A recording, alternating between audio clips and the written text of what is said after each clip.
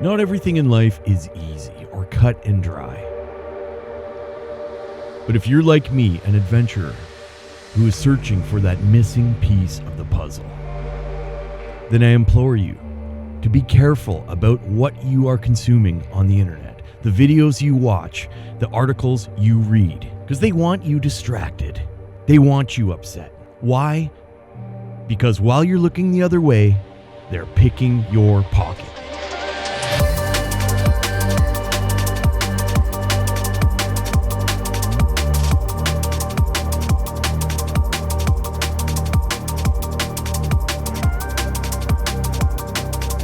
So if you're a sailor and an individual who is interested in actual freedom, you're going to want to hear what I have to say. So grab a coffee, grab a rum, and let's get into this video.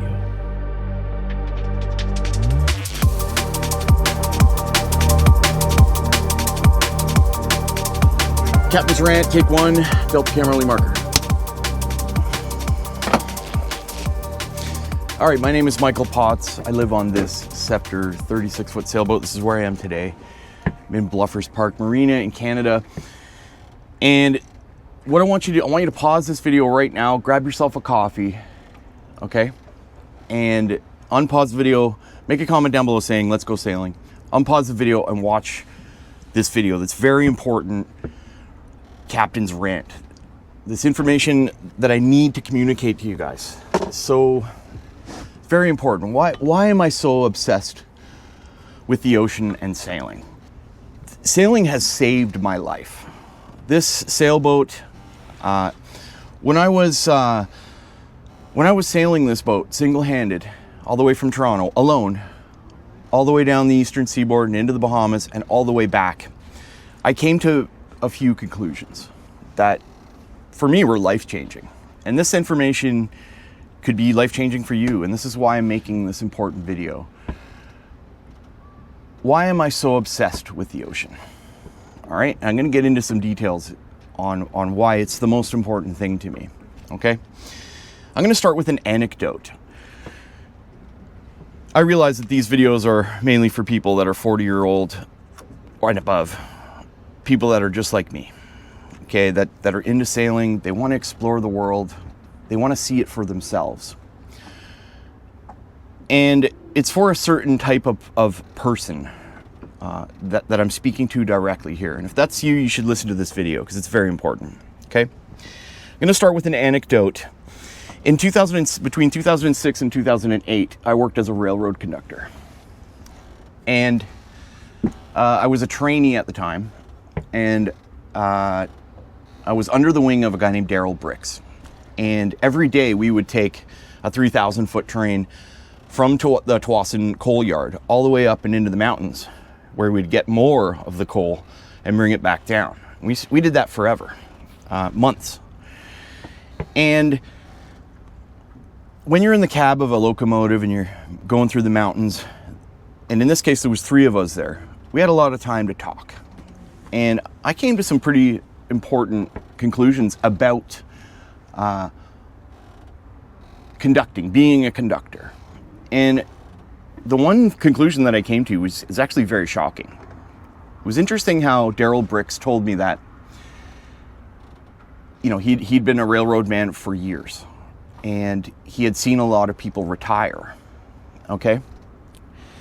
And in most cases, like above 80%, once a railroad becomes a conductor, becomes an engineer, they go through their career, they retire at the age of 60 or 65, I'm not sure what it is now. Usually within a few years, they're dead. And I was like, what do you mean, Daryl? And he said to me, this is just something that happens with railroad conductors. You work for CP or CN or one of the lines down in the US, you don't have time off as a railroad conductor. You're always on call. You get 2 weeks vacation a year, that's it. You're 24/7, even on weekends. So I'm kind of glad I got out of it eventually, but Hunter Harrison bought CP and laid us off, and I went back to my film job. Anyway, this shocking revelation that most men who spend their lives on the railroad, within a few years after retiring, are dead. This is a strange thing. Why would that be? And I've thought about this. Maybe it's a life cycle thing, where something inside you genetically triggers the end of the cycle, and that's it. And why am I talking about this? Why am I speaking about this? It's very important. Men like us, we need something in our lives. We need that thing, and that's why I think sailing is such an important thing, and why I'm so obsessed with the ocean. Even though I don't live near the ocean, let's go into it a bit further here. My first experience with the ocean was when I was a 14-year-old. My family moved to Bermuda. Okay, and I went to a private school in Bermuda, and I lived in Bermuda. But one thing that really struck me was the ocean that was there. And that's when it first started. I couldn't believe it, what I was seeing. And the smell, the clear, beautiful water, the fish under there, the sandy beaches. That to me really struck me and stuck with me. And I remember when I was in college at OCA, I was living downtown. And I had this dream. I was at 151 Euclid. I had this dream. It's one of those vivid dreams that you remember for the rest of your life. I remember I woke up and it was about the ocean. And in the dream, there was like this group of islands, and there's like swirling water with kelp. And there was a triangular sort of bunch of kelp that was floating up and down in the dream. And then I saw my parents standing on a roadway, but the road was flipped. They were driving on the left-hand side. It was strange. Anyway, in the dream, it left me with this profound sense of peace. And I chased that feeling for years. And that's how I ended up in British Columbia. I remember I bought a Jeep Rubicon. And I think it was a TJ that I bought first. And I drove out to British Columbia in search of this, following this dream that I had. And I drove onto Vancouver Island, and I went to a place called Broken Islands National Park in Long Beach, a place called Tofino, in search of that place. It's like sometimes, I know in native cultures, they think the dream is so important. It's like a predictor of your future. It's some sort of contact into another dimension, It's telling you something. Right? And I remember I chased that dream for years, and eventually it led me back here where I bought this sailboat, and I'm so glad the ocean is there. I mean, it's such an important thing. It's like a yin and yang symbol. How can I explain this? This is a rant, by the way. It's kind of like when you're in love with a woman. Her black hair, her tan skin, her smell. It's just, you just know you're in love with her. And there's nothing else that really can tell you otherwise. You just know. You know what I mean? I feel that way about sailing in the ocean. And what's a really interesting statistic is, did you know that your blood content has the exact amount of salt on average as the ocean does? We came from the ocean. It's like a big thing in our lives. A lot of people, I can't believe that people don't think about this. People go on about their lives with never really seeing the ocean or being around the ocean. When I lived in Bermuda as a kid, I used to do paintings, like landscape paintings. I still do. And I used to walk around Bermuda and explore. It's a really small place. It's only 22 miles long, but it's in the middle of the Atlantic.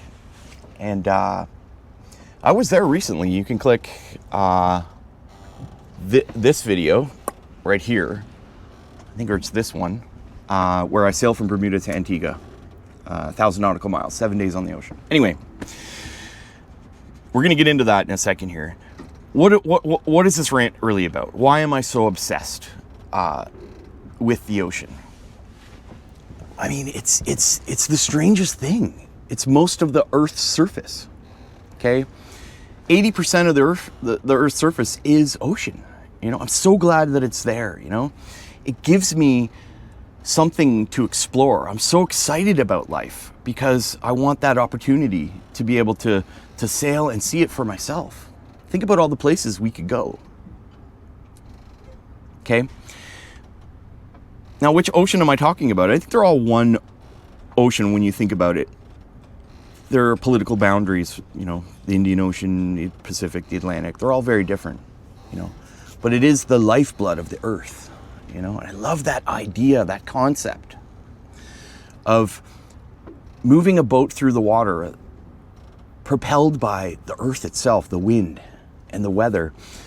It's such a strange fascination for me. It's like, I watched, believe it or not, a Delos video a long time ago, and there was a picture in that video. I'm trying to make it the thumbnail for this video. You know, they say a picture says 1,000 words. I became sort of obsessed with this picture, and it's a picture of, I think it's a catamaran, and it's some sort of sailboat, anchored, and there's this beautiful sunset in the background. It's very contrasty, the sun in the background. And I remember looking at it, and it really affected me. I was like, oh my God, who are these people that are on this boat? How did they get there? You know, that moment in time when someone took that picture of that boat there, I always wondered, who were those people? You know, who were these crazy people that gave up everything to move onto a sailboat and to sail around the earth? And that moment in time was captured there, and it really stuck with me all these years later. The ocean, it's there for a reason. I have to see it. You know, this is why I've become so obsessed with the ocean. You know, why am I so obsessed with it? There's so much that can be done with it. I mean, there were times when I was in the Bahamas, okay? And I had left Bimini, I was crossing the Great Bahama Bank, and I went to the Berry Islands. While I was in the Berry Islands, I anchored in some spots I probably shouldn't have anchored in. You're not allowed to anchor in certain areas with reefs, but the water was so clear, I could see down where I was throwing the anchor, and I chose a spot, and I dropped the anchor, and it hooked into some rocks that was away from coral. And it was beautiful, calm night, just like in that picture. Sun was going down, it was beautiful. I put my scuba gear on, and I wanted to go check that anchor because I have trouble sleeping sometimes on a sailboat unless you actually physically look at the anchor and you know it's going to hold. That way you can actually go to sleep while you're swinging around. And I was down there, and I checked the anchor, and I was down there, and it was amazing. It was like I was looking at a fish tank in a pet store or something. It was incredible. The diverse amount of fish that were there, even though there was lionfish there that had eaten half of them. We'll talk about that in another video. It was incredible, and I watched my bubbles go towards the sun, and I could see the hull of my sailboat. And in that moment, I knew I was where I was supposed to be, you know? And why did I mention this conductor thing where people retire and they die?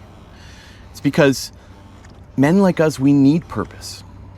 We need this. It's so important. Okay? The world has gone crazy, guys. And these videos, this is why you need to subscribe to this channel. Okay? You need to hit the like button right now. You need to comment down below your input on this. It's so important that you're not distracted by what you're seeing on these devices. Okay? On your computer here. They want you mad. They want you divided. Okay? They want you distracted while they pick your pocket. Okay? I'll give you an example. I read an article the other day, I think it was this morning actually, where Amazon was selling smart beds. Okay? And people couldn't use their beds because the Amazon site went down. I mean, that's bizarre. People needed to pay a monthly fee to use their bed. Meanwhile, there was like 16 gigs of data being uploaded every night from the owner of that bed. I mean, these people were selling you a bed, taking all your health data and selling it on the internet. The world has gone crazy, okay? This right and left thing, which I'm not going to talk about politics on this channel, I promise you, I won't. But this is what it's about. They want you distracted. They want you divided. That's why it's so important for you to listen to what I'm saying right now. If you are like me and you're searching for that thing, that purpose in your life, sailing can give you that. You too can be obsessed with the ocean and want to see it for yourselves. Sometimes it's crazy. Sometimes I feel like I want to explode and blast off into the universe, you know, when I think about this subject. I feel so passionate about it. Sailing has saved my life. Literally saved my life. If you're thinking about buying a sailboat and getting into this lifestyle, it's the best thing that you could do. It will change everything for you. It's the missing puzzle. It's the other side of the yen symbol for you. It's like a man and a woman, you know? A lot of us that are sailing types are sort of lonely captains that live on sailboats. They don't have a wife. Sailing provides that other half. That's why single-handed sailing is such a popular thing. Well, it's a fringe thing, but it completes a person. It gives you purpose. And it's infinite. It's not something where your career ends and you die. That little mechanism inside your genetics goes boop, and your life cycle's over. It allows you to live right up until the end, you know? And a lot of the times I was out on the ocean at this helm right here,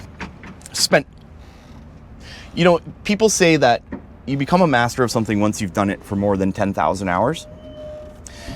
And I don't know if I've sat at that helm for 10,000 hours, but this is one thing that I've thought about for years. And it has been a very important part of my life. It saved my life. There was times when I was at this helm and I thought all was lost. I mean, you can click this video right here, or on this side, sorry. My biggest sailing mistake yet, when I was on this boat and I crossed into Bimini, and you know, it's the first time I was in the Bahamas. I was a bit late getting across due to a small craft warning. I shouldn't have left. I left late in the day, later in the morning. I should have left before dark. These are lessons that I learned, and I eventually went to Bimini like 4 or 5 times. Anyway, when I got there, it was dark, and I called the lady on the phone in Bermuda and said, or in Bimini, and said, you know, how do I get in the channel? You know, she was like, follow the flashing green buoy and it'll take you right in. If you look at the entrance to Bimini, it's tricky. It's like a hook. You got to thread the needle and get in there, or else you're going to be on the beach. And what the lady didn't tell me was that flashing green buoy was blown onto a beach the season earlier in a hurricane or in inclement weather. And so I followed that flashing green buoy, and the depth went from 4,000 down to 2, down to 1, down to 100, and then 4. And there I was up on the beach in this boat at this helm. And it was scary. The way I could feel the bottom of the hull hitting the sand on these big waves. There's huge waves, 25-foot waves in the center of the Gulf Stream there. And they had swelled. The wind was going this way too. It was bad. The waves were breaking. Oh my God, it was crazy. You can watch that video. And when I washed up on the beach there and I felt this hull pound onto that sand, boom, the whole boat shook. Like, it shook me to my soul. I was like scared, shitless. And it's strange the thoughts that went through my mind at that time, you know. And something came over me and said, I will live. I will get through this. And in that moment, I broke it down into categories. What can I do to get out of this situation? For one, don't rev the engine up too much. You've probably stirred up a lot of sand. It's going to get into the impeller. Okay. 2, you need to deploy some sort of sail to get off of this beach.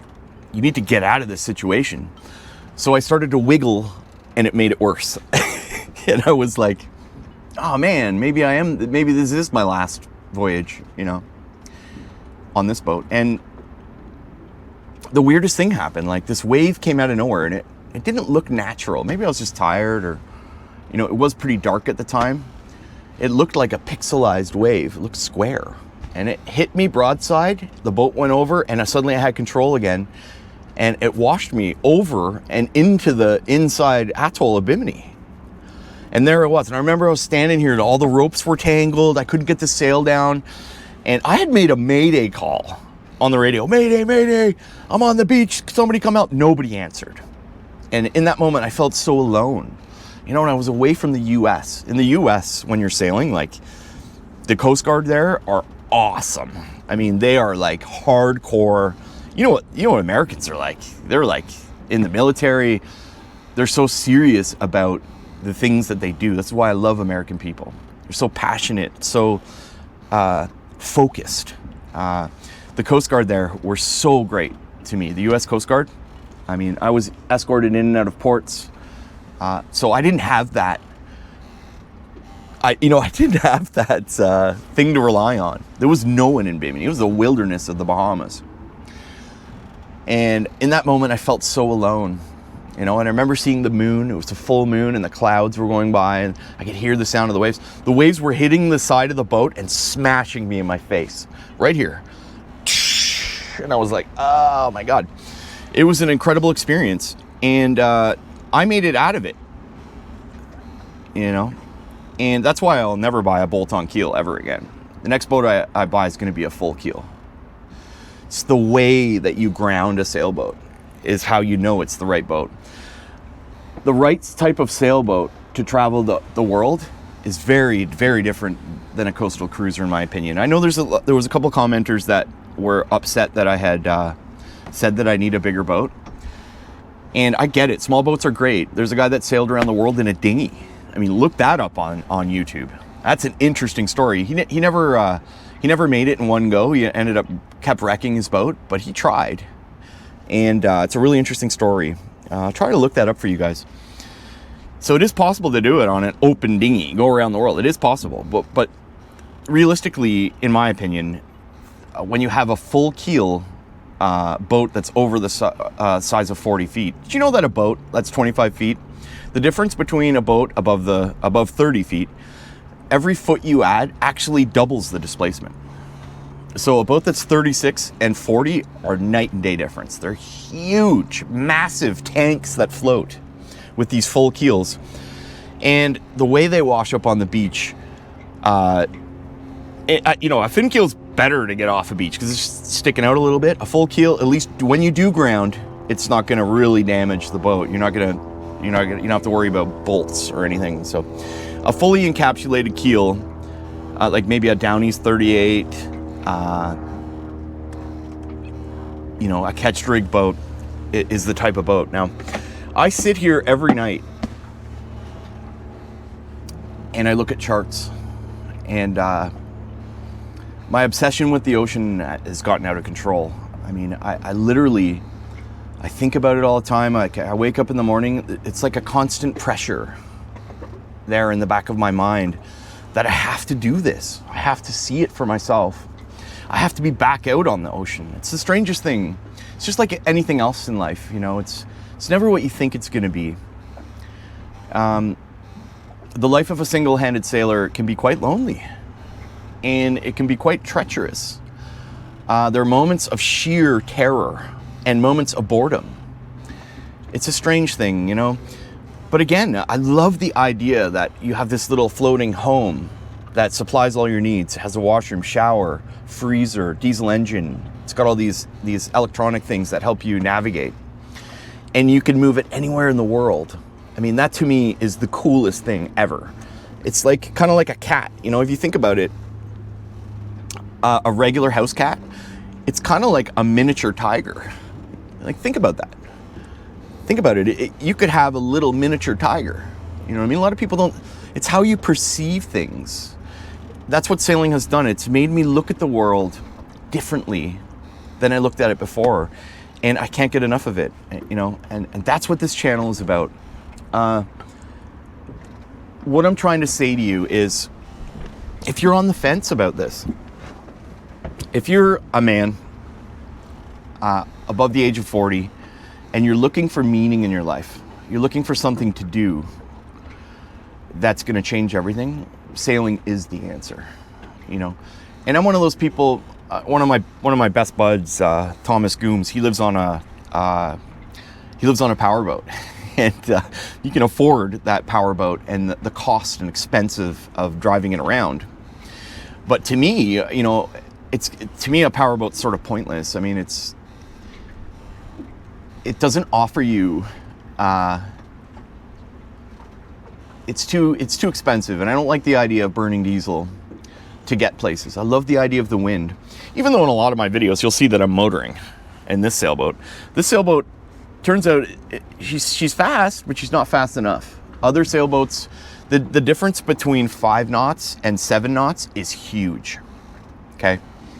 If you're actually trying to cover distance over that 24-hour period, if your boat's doing 4 knots versus 9 knots, I mean, it's night and day. You can get so much further, right? And that's why I think a bigger, larger hull with a larger sail area is so important.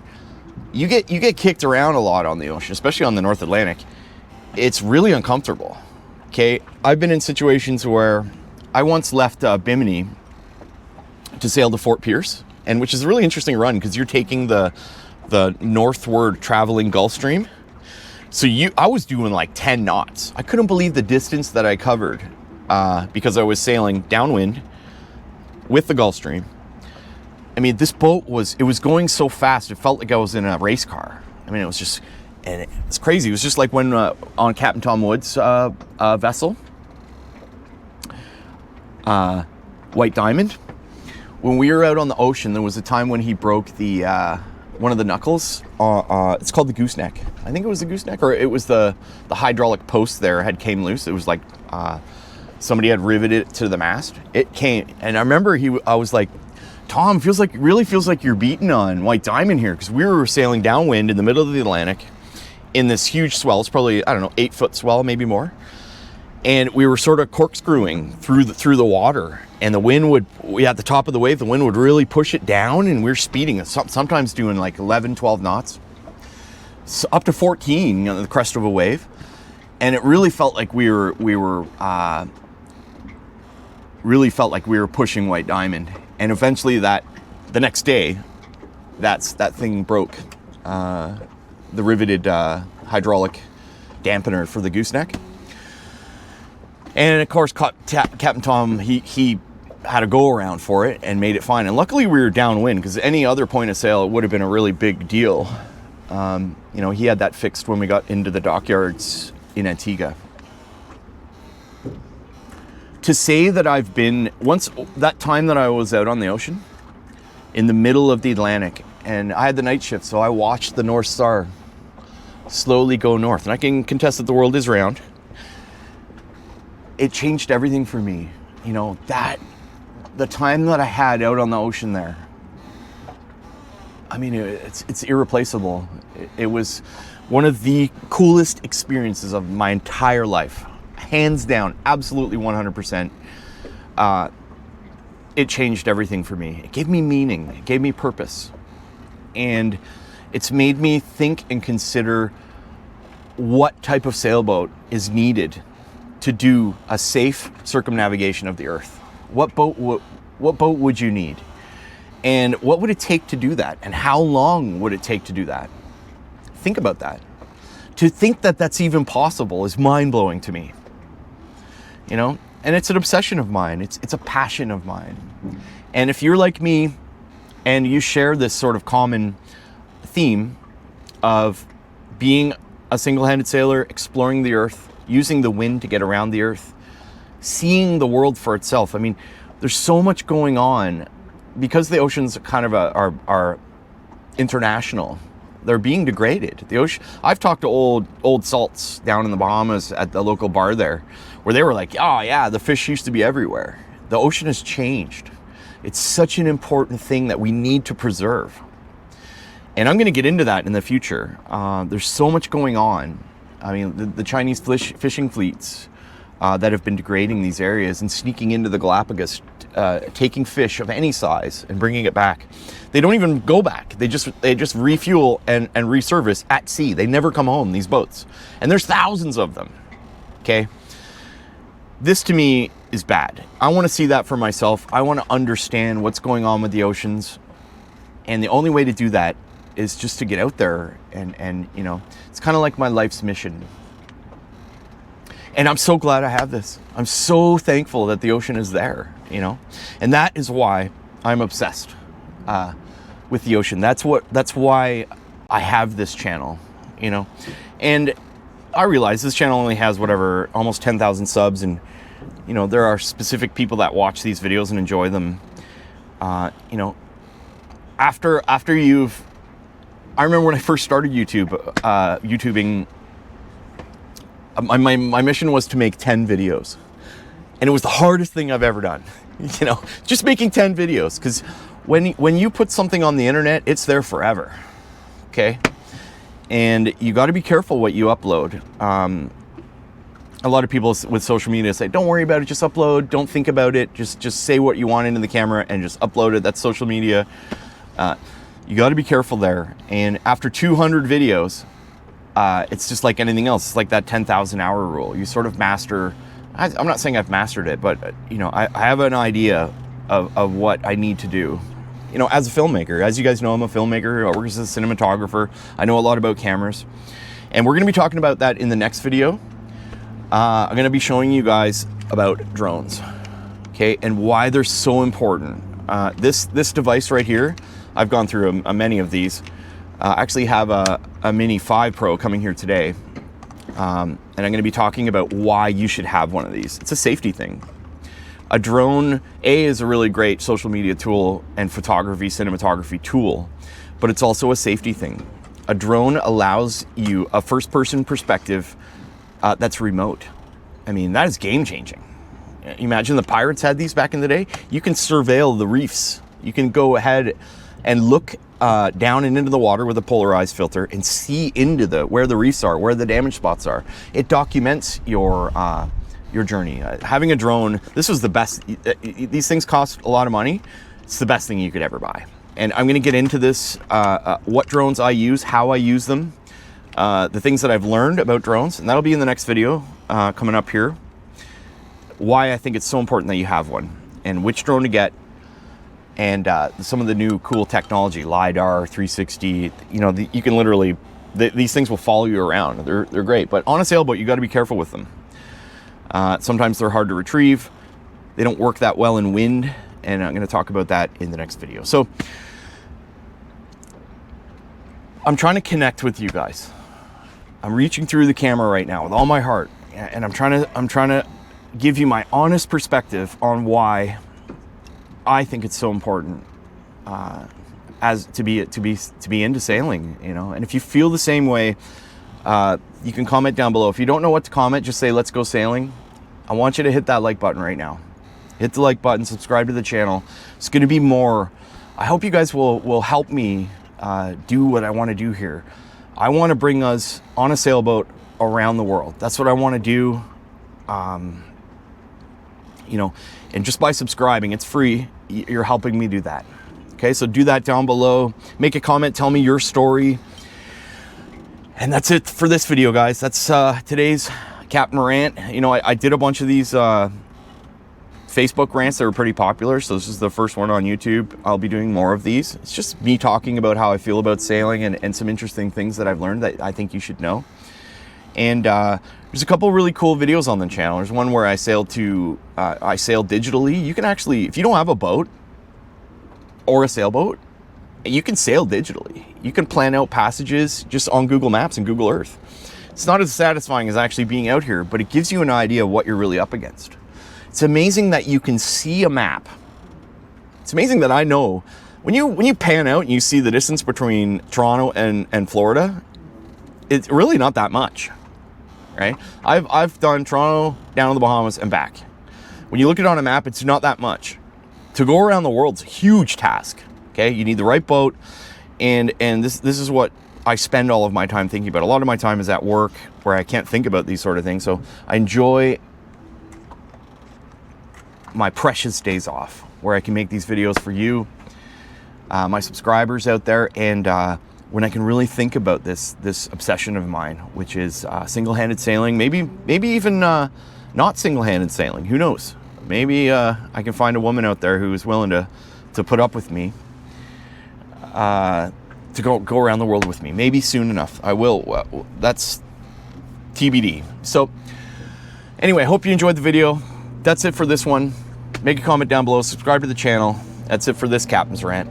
Captain Michael, signing out. We'll see you in the next video.